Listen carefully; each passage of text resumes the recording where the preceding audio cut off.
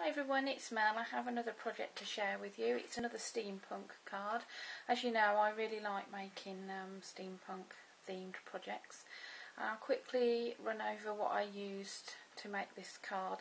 It is quite difficult to see everything that's going on this card. But in any case, I'll give you a quick description. As usual, my card base is craft cardstock, and I've made my own background paper. And what I did was I took some of this aluminium tape. So I took a piece of white card, cut it to size, and then I just put strips of this aluminium tape all over it, smoothed it out with a bone folder, and then I used some alcohol inks.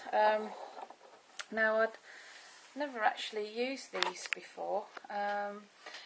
I bought them when I went to the scrapbook show a couple of weeks ago, and I had a really good deal on them actually. So I thought I'd have a play. So the colours I used was pitch black, mushroom, and then rust. And I think it worked out quite well. I need a bit more of a practice, I think. But you can see sort of here we've got the rust, and I think I used some blending solution just to make it a little bit lighter. So that was quite a good fun technique. And then I heat set that with my heat gun, and then I ran it through a Cuttlebug folder. It's the gear one.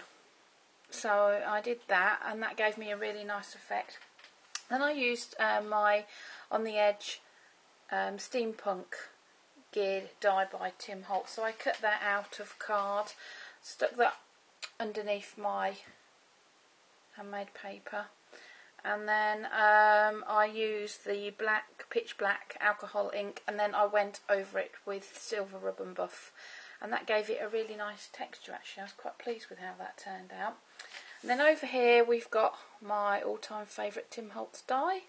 I hardly ever make a card without using this die. So that was cut out on grey cardstock, I think, and then I used how did I make it black? I can't remember. I might have used this alcohol ink, and then went over the top of it with the silver rub and buff. I'm not sure actually, I can't remember. Any case, I did something like that. And then the hands, I used the same technique, and then I literally cut the clock die in half, and then to hold the hands together I've got one of the faux screw brands that I like using so much. Then I took a Ranger's tag, and I used vintage photo to distress the edges. I ripped the bottom, and then I stamped the saying, "Your destination is never a place but a new way of looking at things." And it came from this collection here by Indigo Blue. It's a steampunk set. It's one that I use quite regularly. So I stamped that out in Memento ink, and then I took some of my Glimmer Mist, and this one is called Pine Cone, and I just splattered it. And then I took one of my gears in this jar here.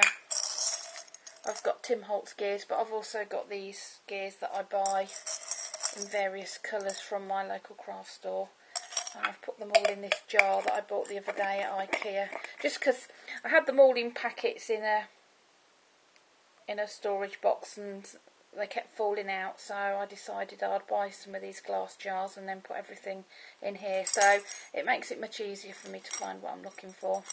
So that came from there. I used glossy accents to stick that down. And then I've got my Steampunk Gentleman again, which is this stamp here. It's one that I bought from the Rubbernecker stand at the scrapbook show I went to. So he was stamped out in Memento ink and onto craft card. First, cut him out and then stuck some 3D foam dots behind.